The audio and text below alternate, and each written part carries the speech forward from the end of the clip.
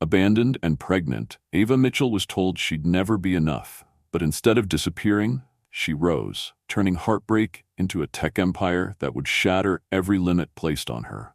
From coding in a tiny Bronx apartment with 3 babies to standing on stage as an award-winning CEO, Ava's journey proves resilience can rewrite destiny. You won't believe how her story collides with the man who once discarded her, and how she triumphs on her own terms. Where are you watching from? Share your city below, and don't forget to subscribe for more powerful true stories like this one. Snow drifted lazily over Chicago, the flakes dissolving on the black sleeve of Ava Mitchell's overcoat as she stepped out of the taxi.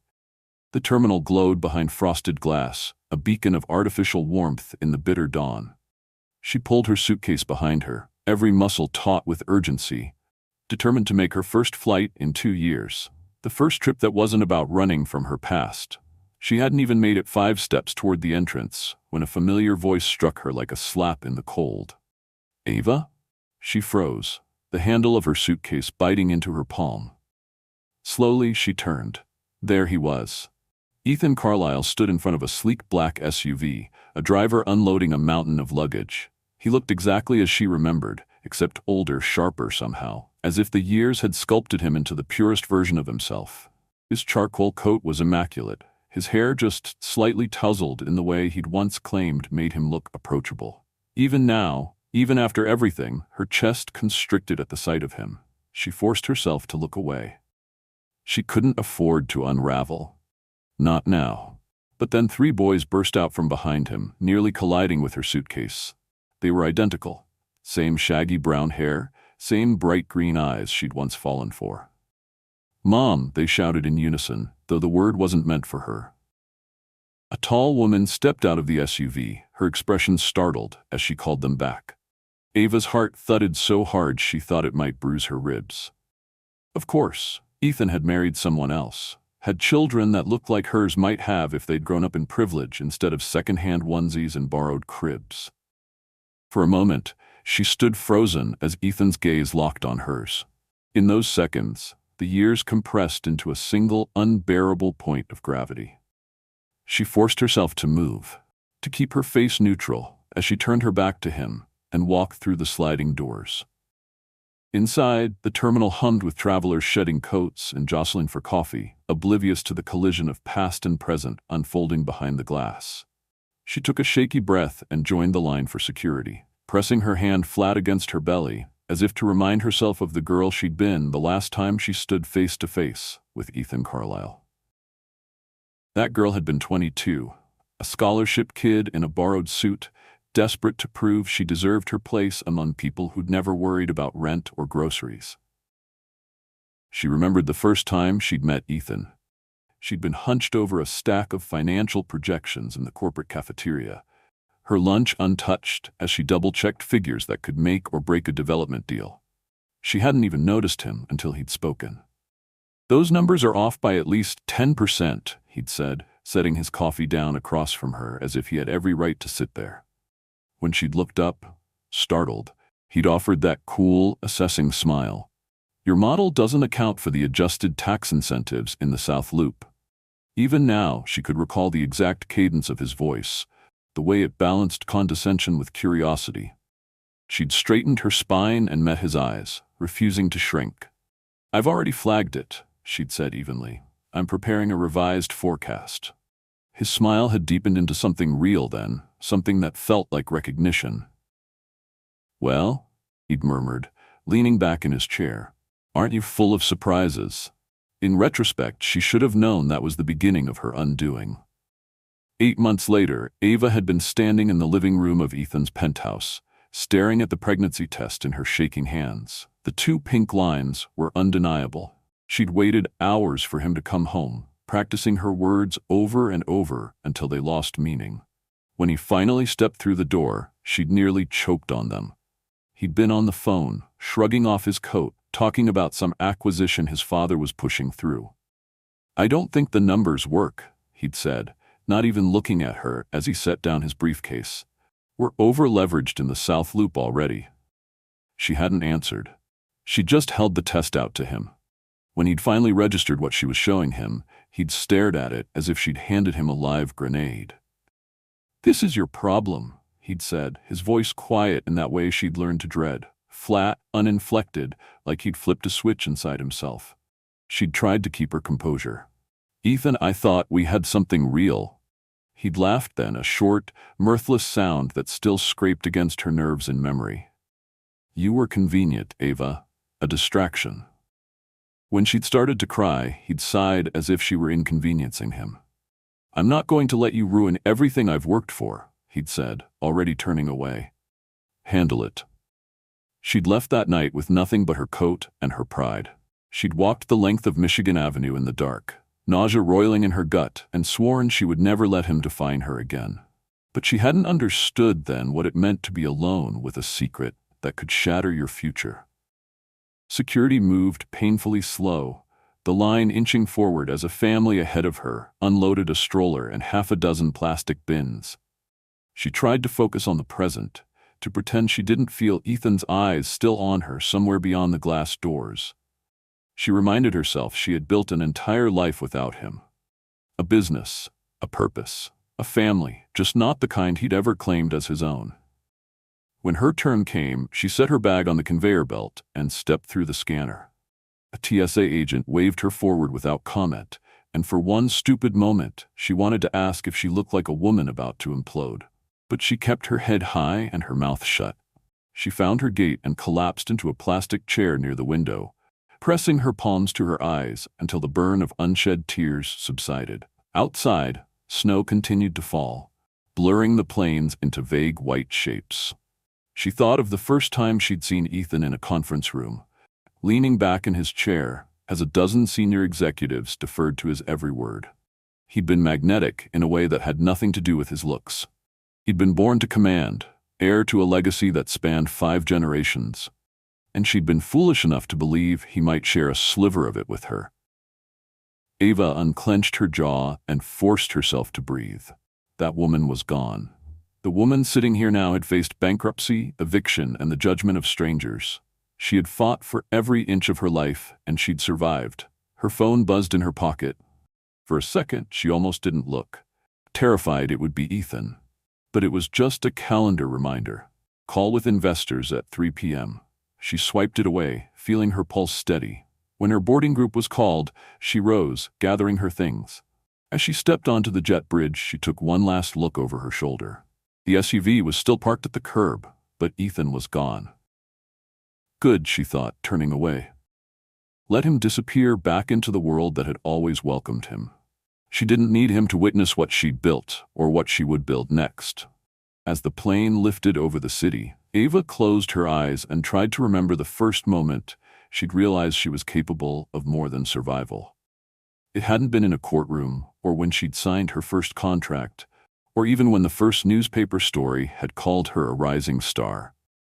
It had been one night, sitting cross-legged on the floor of her tiny apartment, her newborns asleep in their cribs, the glow of her laptop the only light in the room.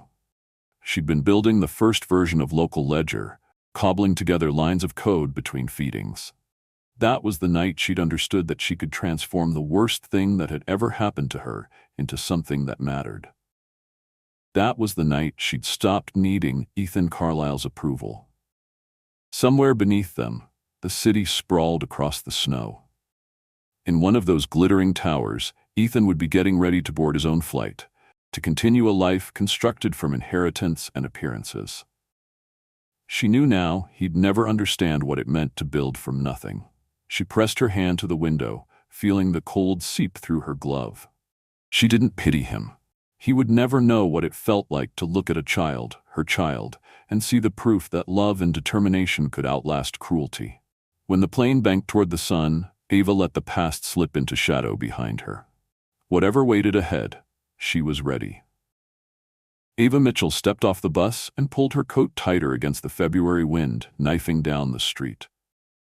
The South Side hadn't changed much since she was a kid. Rows of brick buildings with cracked facades, corner stores with hand-painted signs, the stoops where old men watched the world pass. Except this time, she wasn't coming home for a holiday. She was coming because she had nowhere else to go. Her mother's building loomed ahead, a tired three-story walk-up with an iron gate that hadn't latched properly in years. She stopped at the bottom of the steps, clutching the handle of her single rolling suitcase, and tried to brace herself. This wasn't supposed to be her life. At 22, she'd imagined a different homecoming. Arriving in a taxi she paid for herself, wearing a suit that wasn't secondhand, carrying news of a promotion or a graduate school acceptance. Not this. Inside, the familiar scent of Lysol and old carpet wrapped around her like a reminder of every sleepless night she'd spent studying under a thrift store lamp. She knocked softly on the apartment door. For a moment, she wished no one would answer. Maybe she could pretend she was just visiting, that this was temporary. But her mother opened the door almost instantly, her warm brown eyes widening when she saw Ava's face. "Oh, baby," she whispered, and Ava felt her composure slip. She pressed her lips together, determined not to cry. Her mother took the suitcase from her hand and pulled her into an embrace. For the first time in weeks, Ava let herself lean into it. They didn't talk much that night. Ava set her bag in the corner of the living room, the space that would become her bedroom again, and changed into an old t-shirt. She sat at the small kitchen table, picking at reheated lasagna while her mother watched her with quiet worry. When she finally managed to say the words out loud, "I'm pregnant," her mother didn't look shocked, just sad. "You don't have to explain," she said gently. "I know how hard you worked, and I know you'll keep working. We'll figure this out." But in the morning, when Ava woke to the sound of the neighbors arguing through the thin walls, she felt a heaviness settle over her that had nothing to do with exhaustion. It was the knowledge that no matter how much she wished otherwise, this was her reality now. She was alone, she was broke, and she was carrying a child whose father had made it clear she and the baby were disposable. At her first prenatal appointment at the county clinic, Ava learned the truth. She wasn't just carrying one baby. She was carrying 3 triplets. The word felt impossible in her mouth. She'd sat there in the cracked vinyl chair while the ultrasound technician frowned and adjusted the probe again and again, then printed out the image that proved her life had veered even further off course than she'd imagined. On the bus ride home, she held the grainy picture in her lap and tried to understand how she could feel love and terror in the same breath. She thought of Ethan's face when she'd shown him the positive test, the cold, distant way he'd said, "Handle it." He didn't know about the triplets, and he never would. Over the next few weeks, Ava applied for every job she could find. She stood in line at the supermarket with her resume clutched to her chest, sat through interviews with managers who looked her up and down, her belly still flat enough that she could pretend. For now, she wasn't pregnant. When they asked why someone with a nearly completed business degree wanted to work the register, she lied. "I'm taking a break from school," she said, "just to get some experience." Only one called her back, a grocery store 2 bus rides away. The manager, a balding man with thick glasses, had glanced at her resume with polite disinterest before handing her a paper to sign.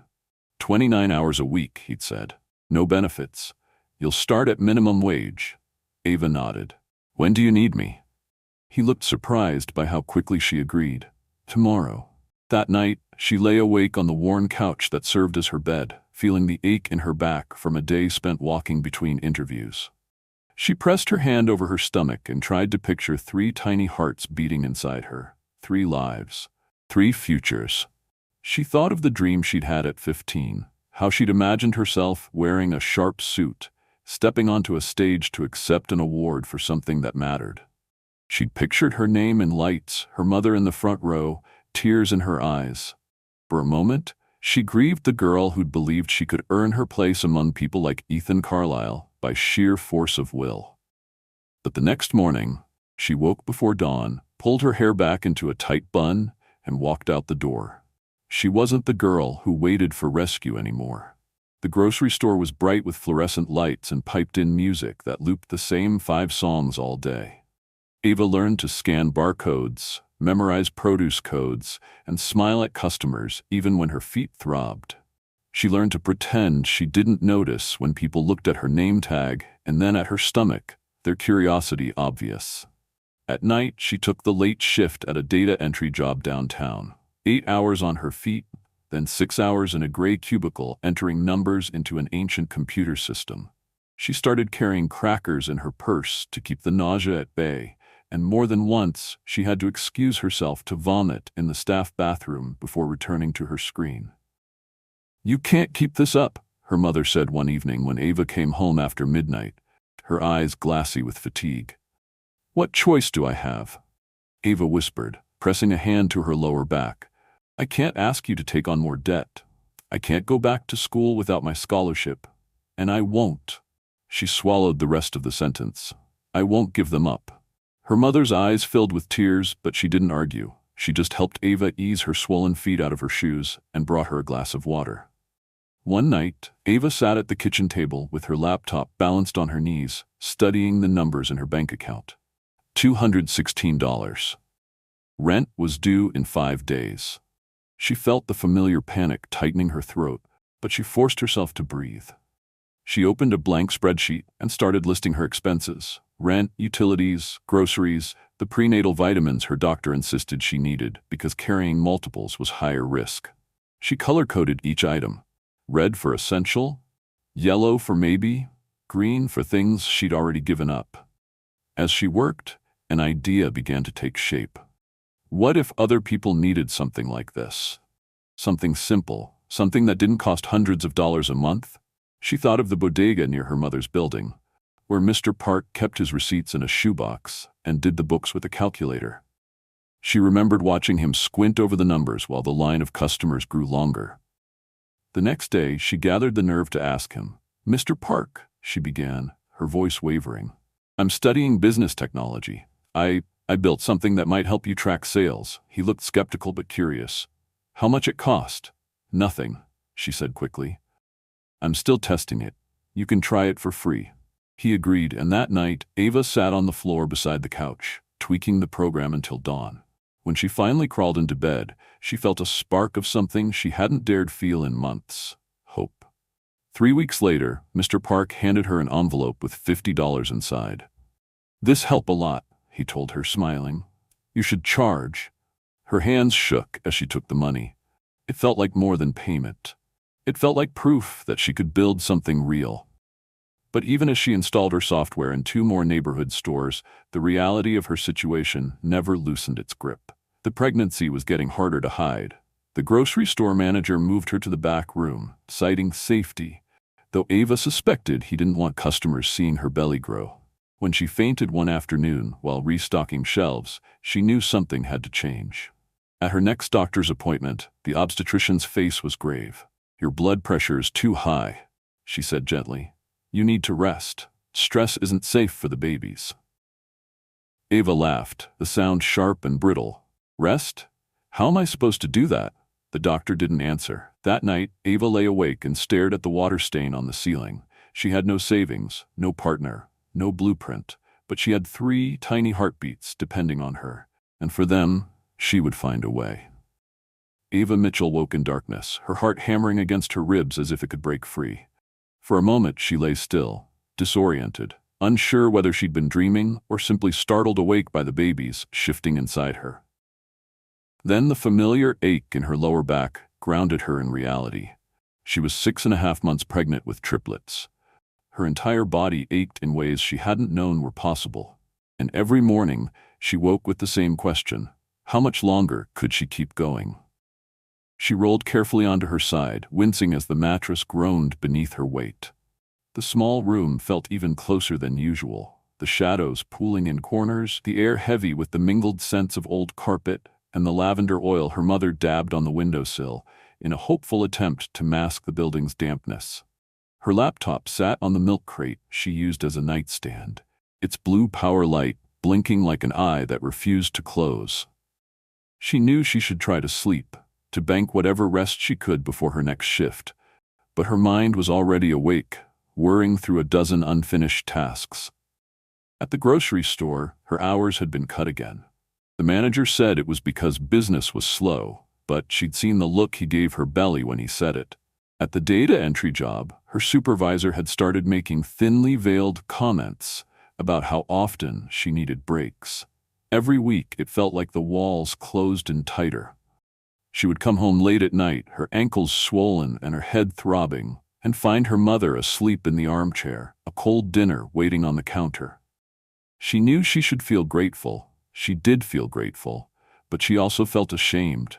Ashamed that she hadn't been able to shield her mother from her burdens, that she was here again, in the same neighborhood she'd fought so hard to leave.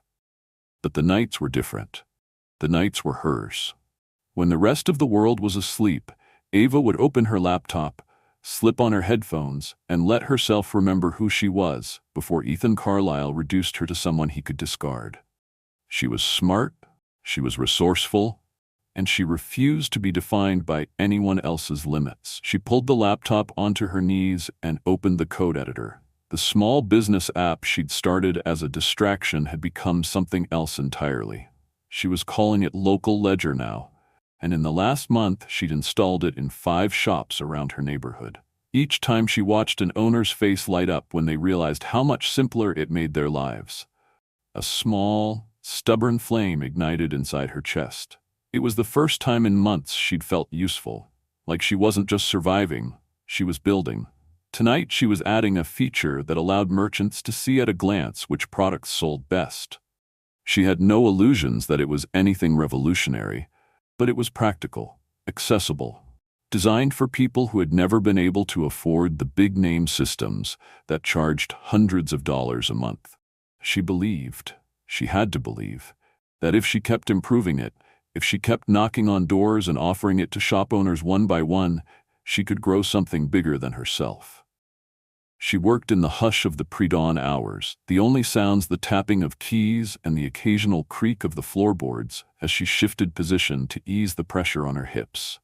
When her mother padded in, wrapped in a faded blue robe, Ava looked up with a start, blinking against the screen's glow. "Morning already?" her mother asked softly. Ava rubbed her eyes. "I guess. You were up all night again? I'm almost finished with this update. Then I'll rest." Her mother came closer and laid a hand on her shoulder. "You can't keep burning the candle at both ends." "I don't have a choice," Ava whispered. She rested her hand over the curve of her stomach, feeling a flutter of motion beneath her palm. "It's not just me anymore." Her mother didn't argue. She just kissed the top of Ava's head and went to start the coffee. Later that morning, Ava loaded her laptop into her backpack and set out for her grocery shift. The bus ride took 40 minutes, the route winding past boarded-up storefronts and faded murals she'd grown up seeing every day. She watched the city pass by through the scratched plexiglass window, her reflection pale and tired.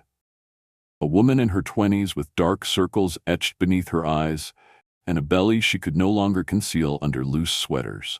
She thought about the way Ethan used to look at her, his gaze sharp with curiosity and desire. He'd once called her brilliant, exceptional. She wondered if he would even recognize her now. At the store, she tied on her apron and took her place behind the register. Every time she stood there, she felt a hollow ache in her chest, like she'd stepped into someone else's life by mistake. She rang up loaves of bread, cartons of milk, bunches of bananas, murmuring the same automatic greetings and thanks. She felt the babies shifting and pressing against her ribs, and she swallowed against the nausea that rose in waves. No one seemed to notice she was struggling. Or maybe they did, and they didn't care. On her 15-minute break, she perched on an overturned crate in the storage room and sipped water. She opened her email on her phone, scanning for responses to the messages she'd sent to other small businesses, offering to install Local Ledger for a fraction of what the big companies charged. Most hadn't replied, but 2 owners had written back. One asked for a demo. The other asked if she could stop by next week. She saved the emails, her pulse kicking up in cautious hope. After her shift ended, she took the bus downtown to the data entry job. 6 more hours of numbers, of plastic keys clicking under her fingers, of the too cold air conditioning that made her joints ache. The supervisor gave her a sour look when she arrived, glancing pointedly at the clock. Ava ignored him. She'd learned the hard way that she couldn't afford to apologize for her existence. At midnight, she slipped back into her coat and trudged to the bus stop. Snow had started falling again, blanketing the sidewalks in silence. She thought about the ultrasound images tucked in her bag, the 3 tiny profiles that had changed everything. She thought about the message Ethan had sent weeks ago, forwarded through his lawyer. A final warning to stop using his name in any context, or he'd pursue legal action for defamation. She hadn't replied. There was nothing left to say. When she reached the apartment, she found her mother asleep in the armchair, a casserole dish covered in foil on the kitchen counter. Ava set her bag down and pressed her hand to her lower back, breathing through the pain. She peeled back the foil and ate standing up, too tired to sit. She tried to remember the last time she'd felt rested. She couldn't. After she ate, she booted up her laptop again. She knew she should lie down, but the only way she could quiet the fear was to keep moving, to keep building. She spent 2 more hours tweaking the user interface, testing the new inventory feature, writing up instructions for her next installation. When her vision blurred, she finally powered down the machine and crawled onto the couch, curling her arm around her belly. She whispered a promise she'd made every night since she learned she was carrying 3 lives instead of 1. "I will never let you feel unwanted," she said. Never. 2 days later, she stood in the back office of the bodega where Mr. Park had become her first client. The small space smelled of coffee and floor cleaner. He watched over her shoulder as she finished the update. "You do good work," he said, his voice gruff with affection. "You think about charging more, you worth more." Ava smiled, though it felt brittle. "Maybe someday." She packed up her laptop and turned to go, but he stopped her with a hand on her arm. He pressed something into her palm. It was an envelope. She started to protest, but he shook his head. "For your babies," he said simply. On the bus home, she opened it and found $80 inside. She pressed the envelope to her chest and closed her eyes. She didn't know if it was enough, but for the first time in weeks, she felt like maybe she was. That night, as the city lay quiet under a fresh blanket of snow, Ava sat cross-legged on the floor, her laptop humming in front of her. Her fingers hovered over the keyboard. She didn't know what would happen in a week or a month or a year. She didn't know if she'd be able to pay rent or buy the vitamins her doctor insisted were essential. But she knew this. She had built something with her own 2 hands, something no one could take away. And she was not done yet. The morning Ava went into labor, the city was just beginning to thaw after weeks of brutal cold. She had been up since 4 a.m. trying to finish the new version of Local Ledger before her shift at the grocery store. She was standing at the checkout counter, scanning a line of canned goods, when the first pain seized her so hard she thought she might collapse. For a moment, she froze, her hand braced on the conveyor belt, sweat prickling across her scalp despite the drafty air. "Miss, you okay?" the customer asked, his brow furrowed. Ava forced a smile that felt like a mask stretched too tight. I think I just need to sit down." But when she stepped away from the register, another contraction tore through her, sharper this time. She felt the world tilt, the shelves and fluorescent lights blurring into a smear of color. Someone called her name, but she couldn't answer. She clutched her belly, willing the pain to stop, but it only intensified. She heard the manager's voice, alarmed for the first time in all the months he'd regarded her as an inconvenience. "Call an ambulance." Everything else dissolved into fragments. The distant wail of sirens, a hand gripping hers, her own voice whispering over and over, "It's too early. They're not ready." At the hospital, they wheeled her through a maze of corridors that smelled like antiseptic and something sharper: fear. The nurse tried to reassure her, but Ava saw the tightness in the woman's jaw as she read the chart. "You're going to be okay," the nurse said, squeezing her shoulder. "Triplets often come early. We have a NICU ready." But Ava shook her head, tears spilling down her cheeks. "They're too small. I can't do this alone." A doctor appeared at her side, calm and focused. He explained that they would try to slow her labor, but there were no guarantees. She signed papers she couldn't read, her hands trembling so badly the pen scratched across the forms. Hours passed in a blur of monitors beeping, nurses murmuring to each other, her mother's hand gripping hers with desperate strength. When the first baby crowned, Ava thought she might fracture from the force of her own fear. But she bore down anyway, because there was no other choice. Mason came first, his tiny cry thin as paper. 7 minutes later, Malcolm emerged, smaller but just as loud. When Miles arrived last, so small she almost couldn't comprehend he was alive, Ava broke into sobs that shook her entire body. They whisked the boys away in incubators, a parade of plastic and blinking lights. The doors closed behind them, and she lay there, empty and exhausted, her heart feeling as raw as her body. Later, when she was moved to recovery, the NICU nurse came to her bedside with photos. 3 impossibly tiny boys swaddled in blankets. She traced their faces with her fingertip, memorizing every fragile detail. "You can visit them soon," the nurse promised. "They're fighters." Ava pressed the photos to her heart. Fighters, she thought. Like their mother. The first time she saw them through the incubator glass, she had to brace her hand against the wall to stay upright. They were so small, barely 4 pounds each, tubes and wires snaking from their perfect bodies. But even in their vulnerability, they radiated a fierce will to live that humbled her. Her mother stood beside her, tears streaming down her cheeks. "They're beautiful," she whispered. Ava nodded, her own throat too tight to speak. When she was finally allowed to hold them, she cradled Miles first, the smallest. He weighed less than a bag of flour, his tiny face pinched in concentration.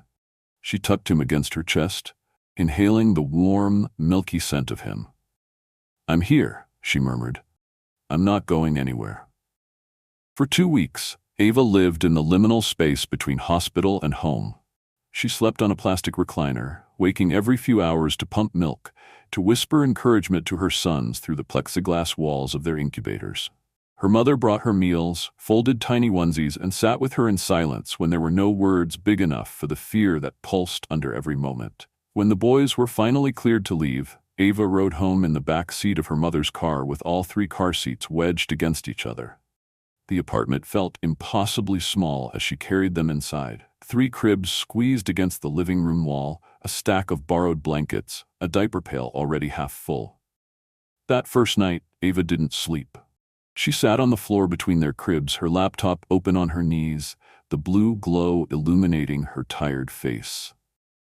She watched them breathe, their chests rising and falling in perfect synchrony, and she felt something solid settle inside her. They were home. 2 weeks later, she started working again. She knew it was too soon. Her body ached with every step, her C-section incisions still tender and swollen. But the rent hadn't paused, and neither had the electric bill. Mornings were for the boys, feeding, bathing, the endless parade of diaper changes. In the afternoons, her mother, or a volunteer from the community center, would watch them while Ava rode the bus across town to install local ledger systems in tiny shops and corner markets. She carried her laptop in a battered canvas tote, her shoulders burning from fatigue. At night, she coded while the boys slept, stopping only when her vision blurred or one of them woke crying. She had learned how to cradle a baby in the crook of her elbow while typing with one hand. She had learned that exhaustion could become so familiar it felt like another limb. One evening, as she updated a client's system in a bodega on 83rd Street, the owner pressed a folded check into her hand. "You're doing something good," he said quietly. "Keep going." When she unfolded the check on the bus ride home, she nearly cried. It was enough to buy diapers for the month. She held it tight against her chest, willing herself to believe that this could be the start of something bigger. By the time the boys turned 4 months old, she had signed on 12 clients. Small shops, mostly, places no big company cared about. She began to see the same pattern. Business owners who were tired of being overlooked, tired of software designed for people with budgets 10 times their size. She started to believe that maybe, just maybe, she had found her purpose in the ashes of everything Ethan had destroyed. But the strain of working 2 jobs and caring for 3 infants took its toll. Her hair thinned from stress, her face hollowed out. More than once, she collapsed on the couch with a baby in each arm, waking hours later in a panic because she couldn't remember which feeding she'd missed. One afternoon, she sat in the pediatrician's waiting room, bouncing Miles on her knee while Mason and Malcolm slept in their carrier. The doctor emerged with a clipboard and a tired smile. "They're gaining weight beautifully," he said. "You're doing a remarkable job." Ava blinked back tears. No one had told her that in months. That night, when all 3 boys were finally asleep, she sank onto the couch and let herself cry for the first time since she'd brought them home. She cried for everything she'd lost: her scholarship, her dreams of an office with her name on the door, the belief that if she worked hard enough, she'd be safe. And then she wiped her eyes and opened her laptop, because she still had work to do. Over the next few weeks, local ledgers started to spread by word of mouth. A barbershop called, then a laundromat, then a small bakery run by a woman who reminded Ava of her own mother, quietly determined, working 15-hour days to keep her business alive.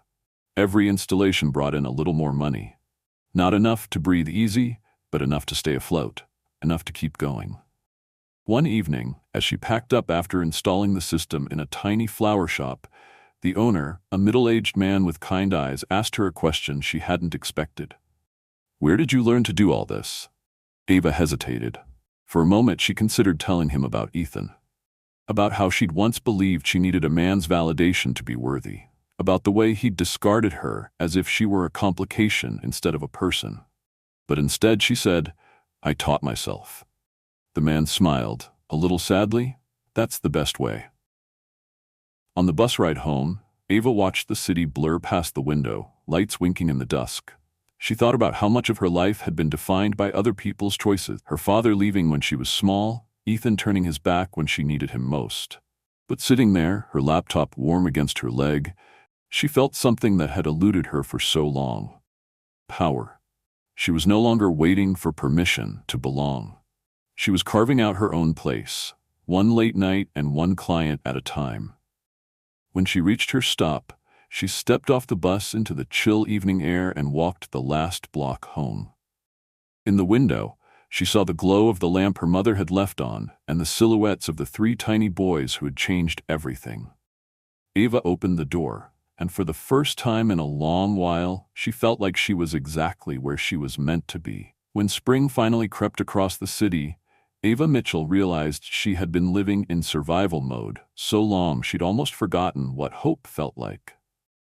The air smelled of thawing earth and fresh rain, and in the mornings she cracked the apartment windows to let it in, even if it meant the boys woke early with the noise from the street. Mason was the first to roll over on his own, determined even in sleep to push forward. Malcolm followed, more cautious but no less curious, and Miles, always the smallest, made up for it by kicking ferociously when he wanted to be noticed. Watching them, Ava felt a surge of protectiveness so fierce it made her chest ache. Each morning she lined their cribs along the wall and settled them with bottles before starting her day.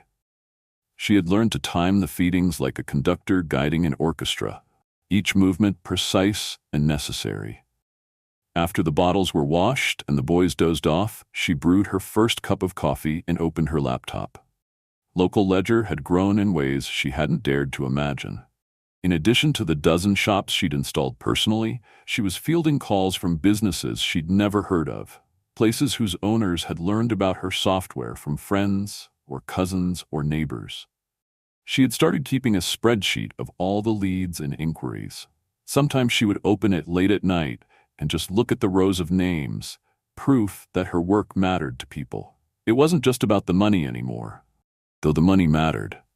Each installation helped her cover the rent, the groceries, the mountain of diapers that never seemed to shrink. But it also gave her something she'd thought she'd lost: a sense of purpose. The knowledge that she was building something of her own, something no one could dismiss or erase. One morning, she was nursing Miles when her phone buzzed with an unfamiliar number. She hesitated, her thumb hovering over the answer button, before she pressed it.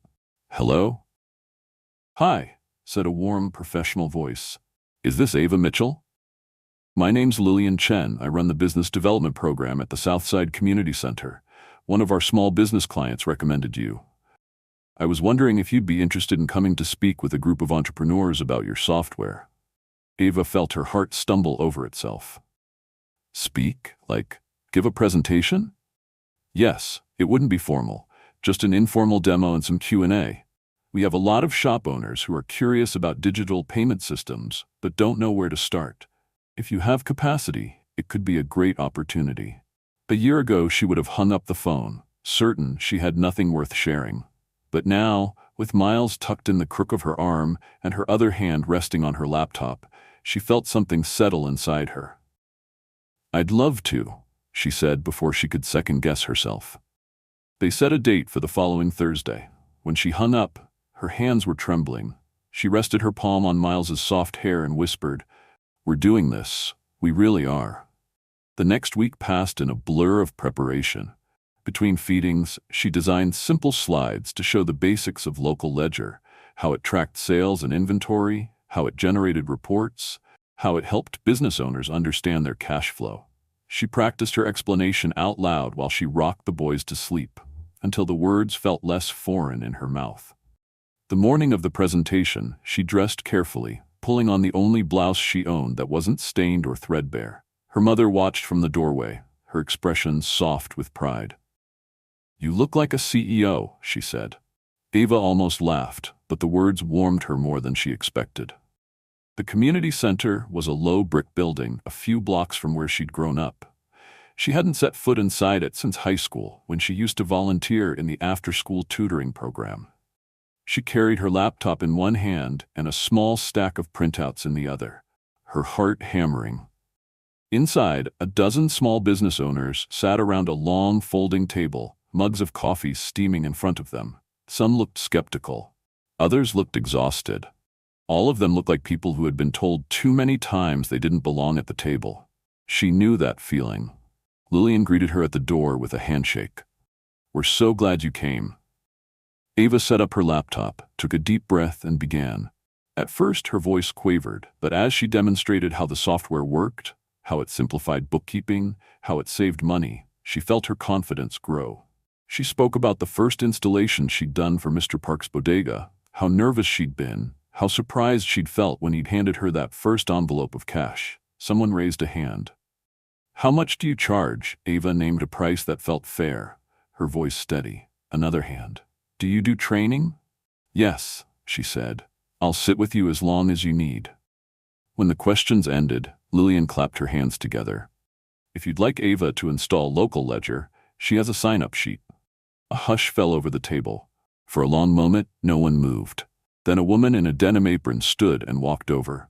"I run the bakery on Jefferson," she said. "I'm tired of paying hundreds a month to the big companies. Sign me up." One by one, the others followed. By the time Ava left, she had 6 new clients. She walked out into the bright spring air, the sign-up sheet clutched in her hand. Her eyes stung with tears she didn't bother to wipe away. That evening, she sat in her cramped living room. The boys sprawled on a blanket beside her and called the number on the bakery owner's form to schedule her first appointment. She realized her hands weren't trembling anymore. 2 weeks later, she stood in the bakery's back office, installing the software on an aging computer that still ran Windows 7. The owner hovered beside her, wringing her hands. "Are you sure this will work?" she asked. Ava smiled. "I'm sure." When the installation was complete, they ran a test sale, the receipt printed without a hitch. The woman clapped her hands over her mouth, her eyes bright with relief. "You don't know what this means," she whispered. "I think I do," Ava said softly. That night, she rode the bus home with $80 in her pocket and a sense of something she hadn't felt in years: belonging. Over the next month, the calls kept coming. A mechanic's shop, a corner store, a beauty salon. Word spread faster than she could have predicted, and soon her evenings were booked solid. Each time she left the apartment, she felt the same tight coil of fear in her belly. What if she failed? What if it all fell apart? But she went anyway. At night, after the boys were asleep, she updated the software, adding small refinements and new features she'd learned her clients needed. Her laptop became an extension of her hands, the glow of the screen a constant in the blur of exhaustion and hope. One evening, her mother sat beside her, holding Malcolm, while Ava typed. "Why do you think people trust you?" her mother asked quietly. Ava paused, her fingers hovering over the keys. "Because I'm like them," she said finally. "I know what it's like to feel overlooked." Her mother nodded, her eyes full. "You're making something out of nothing." "No," Ava said. She looked at the 3 sleeping babies lined up in their cribs, their breaths soft and even. "I'm making something out of everything." In the mornings, she'd wake to the sound of Miles fussing. She'd scoop him into her arms and press her lips to the soft place on his temple. "We're okay," she'd whisper. "We're going to be okay." And for the first time, she believed it. The weeks that followed blurred into a rhythm Ava could almost mistake for stability.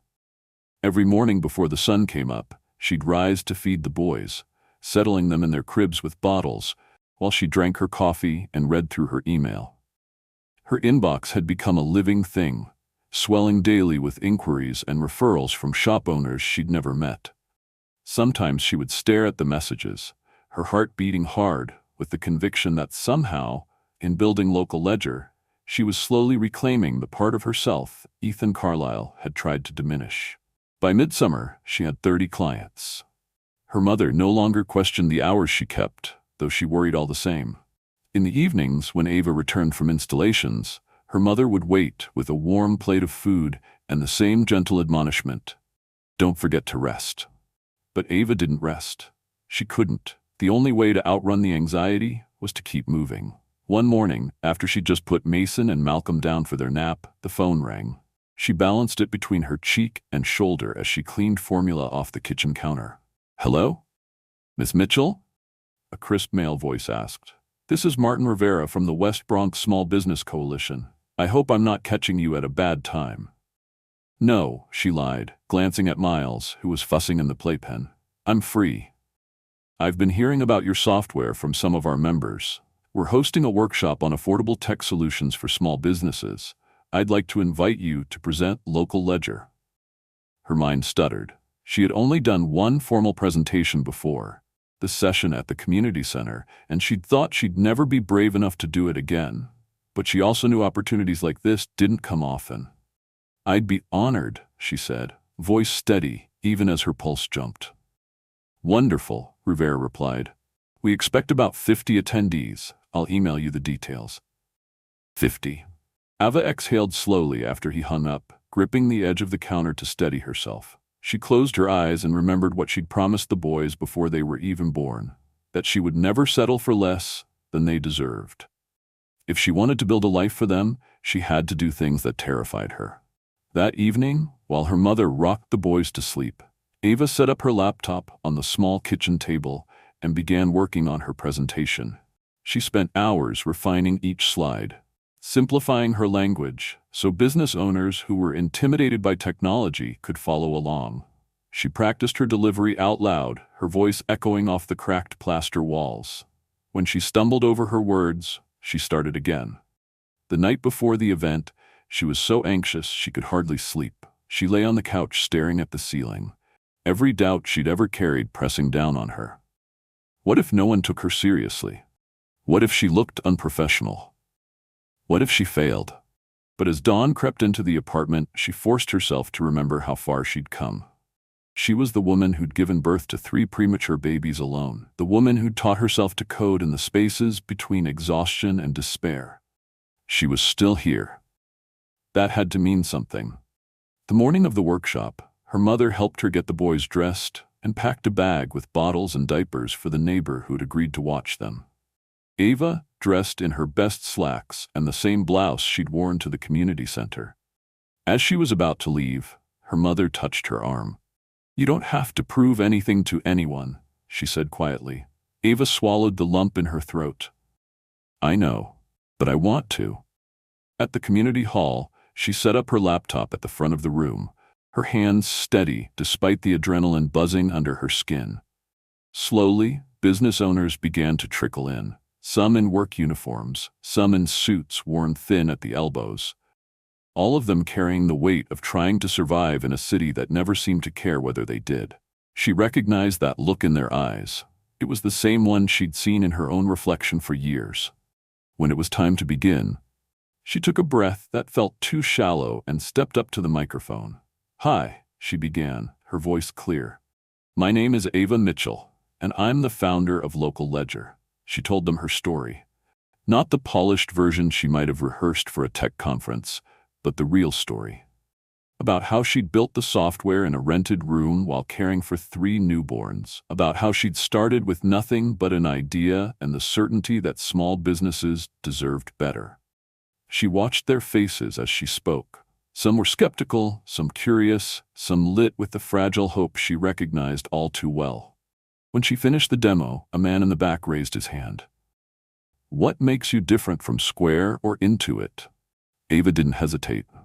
I don't think small businesses should have to pay premium fees to feel like they matter. Local Ledger is designed to be affordable, simple, and personal. If you call for help, you're calling me, not a call center. You deserve that kind of service. The man nodded, satisfied. Another woman asked about payment plans. A third asked if Ava would come to her shop personally to help her set it up. By the time the questions ended, she'd booked 5 new installations. After the crowd thinned, Martin Rivera approached her with a business card. "You're doing something special," he said. "If you ever want to apply for a microloan to expand, let me know." On the bus ride home, Ava held the card between her fingers, feeling the truth of it for the first time. She was no longer surviving. She was building. That night, she tucked the boys into their cribs and sat at the kitchen table with her laptop. She opened a new spreadsheet and typed at the top in bold letters, "Expansion Plan." In the weeks that followed, she met with each new client, installing the software, answering questions, and teaching them how to run reports. Every time she watched an owner's shoulders relax, she felt a little of her own fear recede. One Friday afternoon, she was packing up her laptop at a small print shop when the owner, a woman in her 60s, stopped her at the door. "I want you to know something," she said. "I've been in business 40 years, and no one has ever treated me like my problems were worth solving. Until you." Ava blinked fast, her throat tight. "Thank you. That means everything to me." On the way home, she thought about how different her life had become. She still woke up exhausted. Money was still tight, but she had purpose. She had proof that her work mattered. Late that night, after she'd finished feeding the boys, she curled up on the couch with her laptop. Her inbox held an email with a subject line that made her heart trip over itself.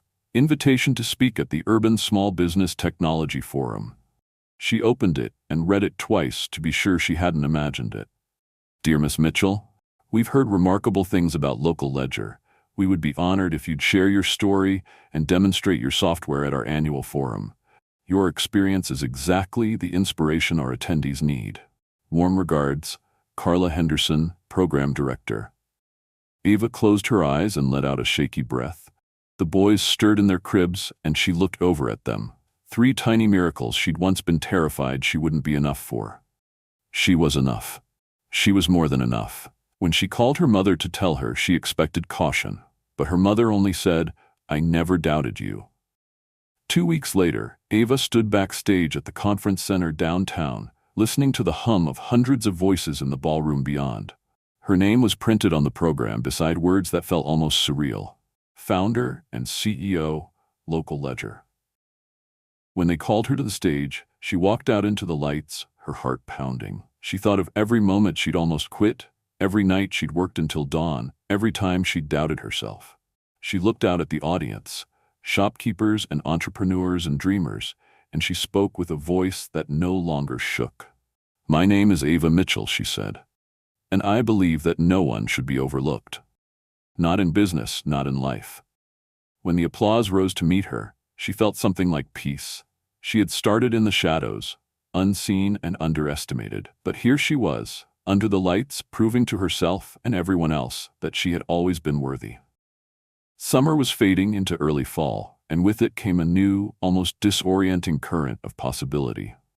Ava's life had always been measured in survival, rent paid or not, power on or off, meals covered or skipped, but lately, something was shifting. For the first time in years, she caught herself imagining what stability might feel like. She'd spent so long expecting the ground to drop out beneath her that she almost didn't trust the quiet that had settled over her days. Her apartment was still small, but she'd hung a second-hand bookshelf near the window and filled it with picture books she read to the boys every night. Mason liked anything with numbers, tracing the figures on each page with his tiny finger. Malcolm preferred stories about machines and inventions. Miles insisted on tales with heroes who stood up for the overlooked. When she tucked them in, she often thought how different their childhood would be from her own, how they would grow up never doubting their mother's love. One cool September morning, Ava sat at her kitchen table, reviewing her modest bank balance. She'd installed local ledger in 65 businesses across the Bronx and Harlem. Her client list was still small by any corporate standard, but it was growing and it was hers. A handwritten thank you card from Mrs. Henderson, who ran the florist on 137th Street, sat propped against her laptop. You made me believe I wasn't too old or too small to matter. Ava read the words for the 10th time, her heart pinching with gratitude. That afternoon, she had a rare hour to herself while the boys napped. She poured coffee into her favorite chipped mug, opened her laptop, and began sketching out her dream, one she'd been too afraid to say out loud until now. She wanted to move local ledger beyond the Bronx. She wanted to build something so solid no one could ever take it from her. She wanted to prove to herself and to the world that she was more than a cautionary tale. She was nearly finished with her notes when her phone buzzed with a call from an unknown number. She hesitated, then answered, bracing for another debt collector. Miss Mitchell? A woman's warm voice came through.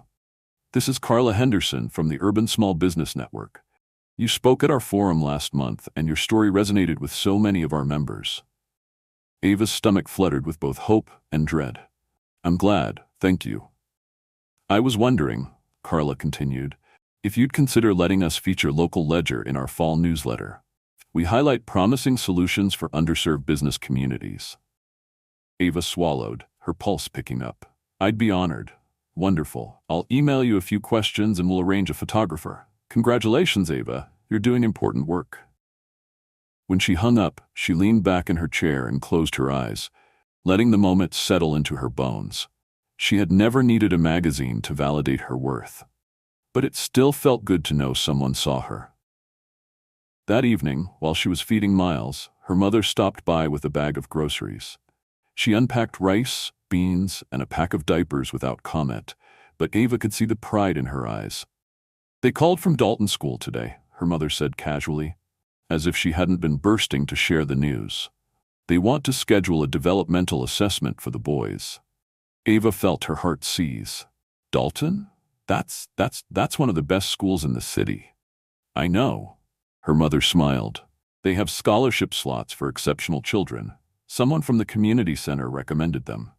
That night, after her mother had left and the boys were finally asleep, Ava sat on the couch in the hush of the apartment. She thought about how far they'd come from the day she'd learned she was pregnant, when she'd believed the rest of her life would be a series of humiliations she'd have to endure for the sake of her children. Instead, every step she'd taken had built something. The next morning, she carried the boys up the steps of Dalton School. Her heart thrumming so hard, she worried the admissions coordinator could see it in her throat. The building was old and elegant, with high arched windows that let in long sheets of light. The boys were ushered into a cheerful assessment room with toys and puzzles. Ava sat in a small waiting area, clutching her bag in her lap.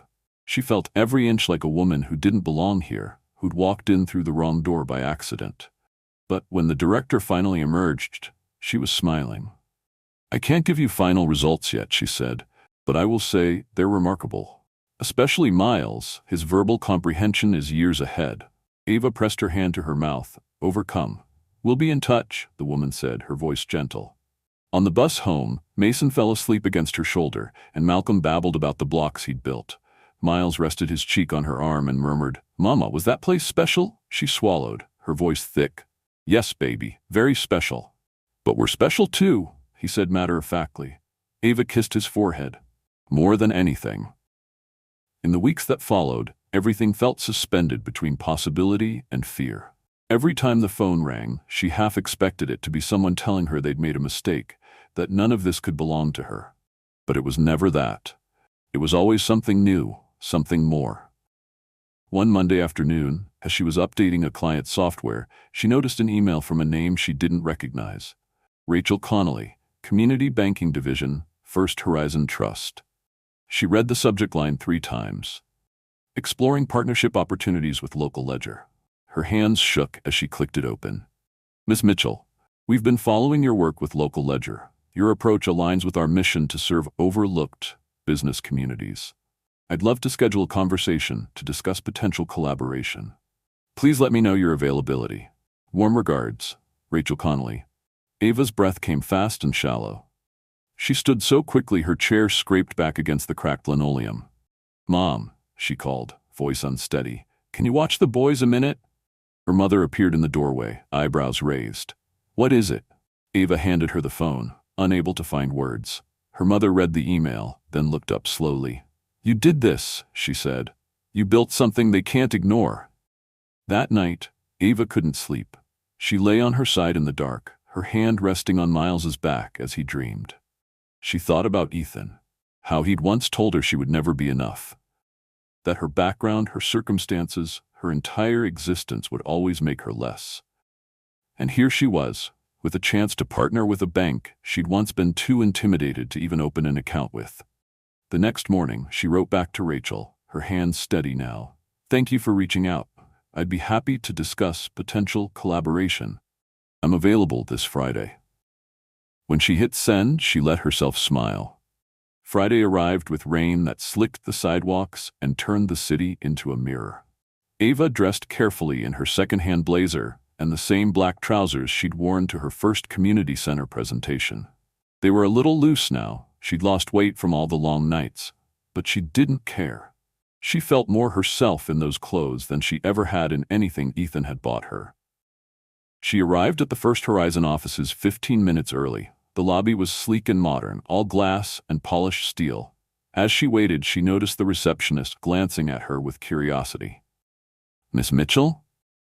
She turned to see a woman in her 30s approaching, her hand extended. "Rachel Connolly," she said. "It's wonderful to finally meet you." In the conference room, Rachel gestured for her to sit. "I won't take up too much of your time," she began. "We've been studying your model. You have something special, a way of connecting to merchants that big banks can't replicate." Ava tried to process the words. For so long, she'd believed she was just patching together a stopgap solution to keep her life afloat. But in Rachel's tone, she heard something else. Respect.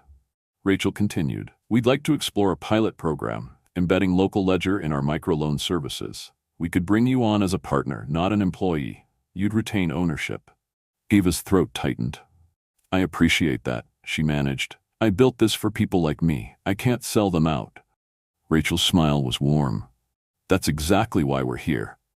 When Ava stepped back into the rain an hour later, she felt weightless. The storm soaked her hair and jacket, but she barely noticed. On the bus ride home, she replayed the meeting over and over. The boys would never have to know what it felt like to beg for respect. They would grow up seeing their mother as someone who fought for her place and made it impossible to ignore her. That night, as she rocked Miles to sleep, she whispered in his ear, "We're not surviving anymore. We're winning." And for once, she knew it was the truth. By the time autumn deepened over New York, Ava could feel the change in the air as something more than the coming cold. It was in the way people spoke her name with respect now, in the way her inbox filled each morning with invitations instead of overdue notices, in the certainty that after all the nights she'd sat alone in a cramped apartment wondering how she would survive, she had built something no one could dismiss. Local ledger had grown past her wildest imaginings. The partnership with First Horizon Trust had launched in 3 boroughs, and their pilot program was already outperforming the bank's projections. Every week, Rachel sent updates on new merchants signing up for microloans bundled with Ava's software. The numbers were dazzling, but Ava still found the deepest satisfaction in the handwritten notes her clients left her. "Thank you for believing in us when no one else would." One afternoon, she was installing an update in Mr. Gonzalez's bodega when her phone buzzed. She nearly ignored it. It was always buzzing these days, but when she glanced at the caller ID, her breath caught. Dalton School Admissions. She wiped her hands on her jeans before answering. "Hello, this is Ava Mitchell." "Ms. Mitchell," the admissions director's warm voice came through. "I'm calling to confirm that all 3 boys have been awarded full scholarships to our early enrichment program, beginning this January." Ava closed her eyes. For a second, the old fear tried to break through. Some deep-seated instinct that this was a mistake, that something this good couldn't be real. But then she opened her eyes, and all she felt was relief. "Thank you," she whispered, her throat tight. "They are extraordinary children," the director continued. We're lucky to have them." That night, she made the boys their favorite dinner, mac and cheese with steamed broccoli, and let them stay up late while she told them the news. "You'll start at Dalton after the holidays," she said. "Is it the fancy school with the big playground?" Mason asked, wide-eyed. "It is. Will you still come pick us up?" Miles asked, as though worried she might vanish into all the newness. "Every single day," she promised. When she tucked them in, they fell asleep whispering to each other about the adventures they'd have. She watched them for a long time, thinking how once she'd believed their existence would destroy her. And instead, they'd saved her life. A week later, Ava was invited to speak on a panel at a financial innovation conference in Chicago. She had never traveled for business before, let alone to an event where her name was printed alongside executives from companies she'd once been too intimidated to even approach. She packed carefully, choosing the same navy dress she'd worn to the First Horizon meeting, the one that made her feel steady no matter where she stood. Her mother promised to stay with the boys. "Go show them who you are," she said, kissing Ava's cheek. At the airport, Ava sat at the gate and watched planes take off, feeling the surreal weight of it all. Just 3 years ago, she had been counting quarters to buy formula. Now she was boarding a flight to represent a company she'd built from scratch. When the plane lifted into the sky, she closed her eyes and let herself imagine what might come next. Chicago greeted her with brisk wind and gray skies. She checked into her modest hotel and spent the evening reviewing her talking points.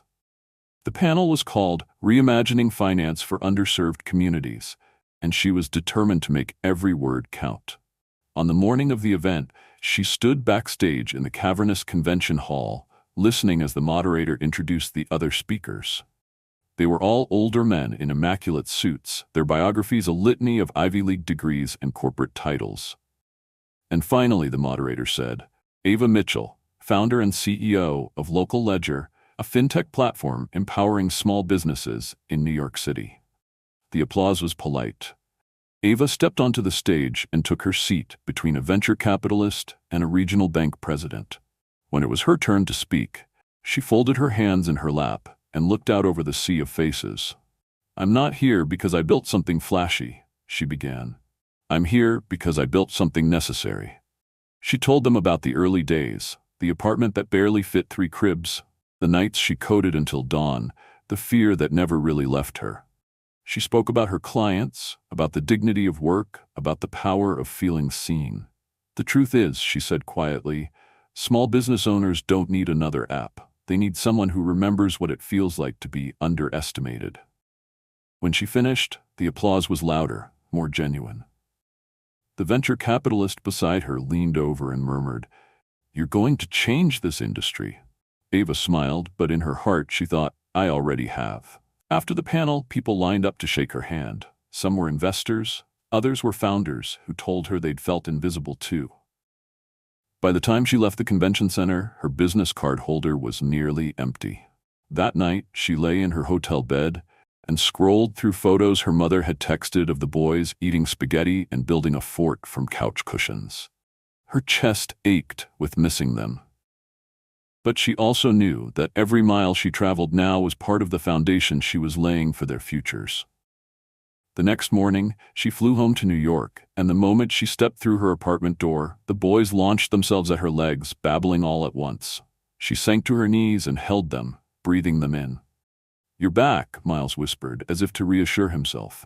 "Always," she said. By December, Local Ledger had signed its 100th client.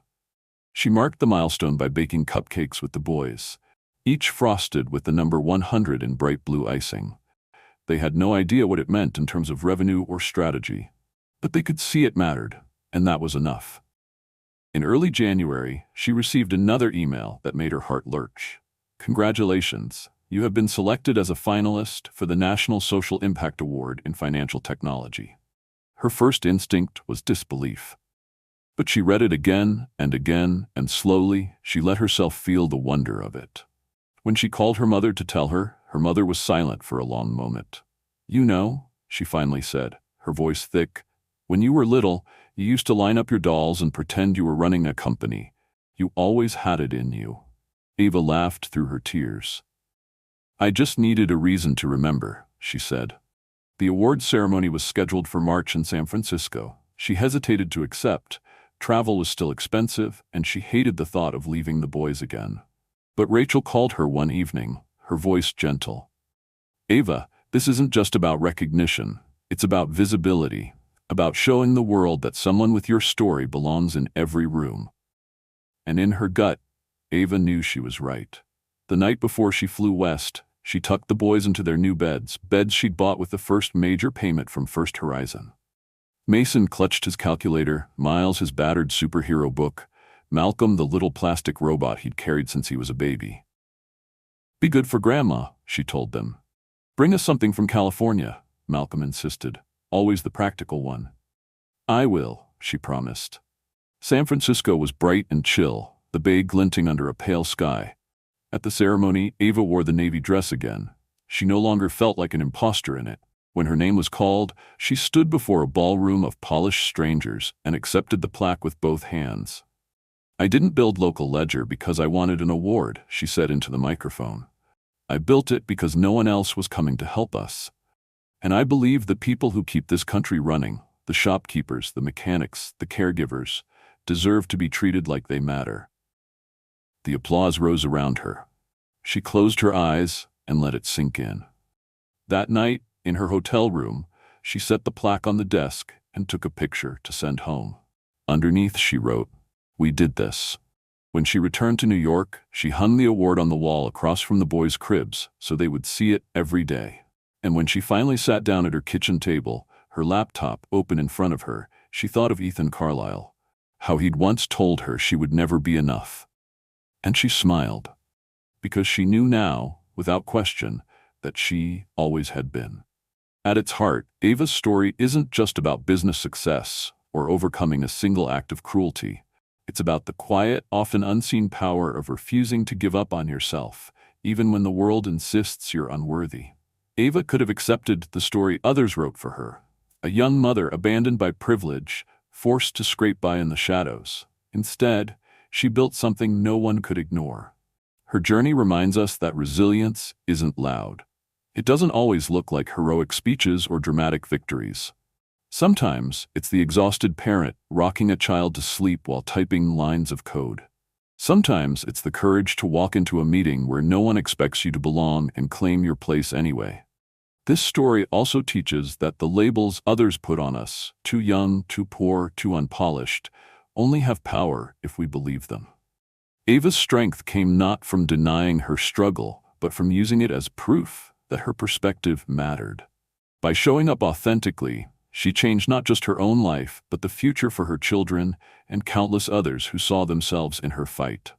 Most of all, Ava's story proves that your past doesn't define your worth. What you build from it does. The setbacks you survive can become the foundation of your greatest accomplishments. Thank you for taking the time to follow Ava's journey. Before you go, I'd love to know, where are you watching from? Share your city or country in the comments so we can see how far this community reaches. And if you haven't yet, make sure to subscribe to the channel so you never miss another inspiring story.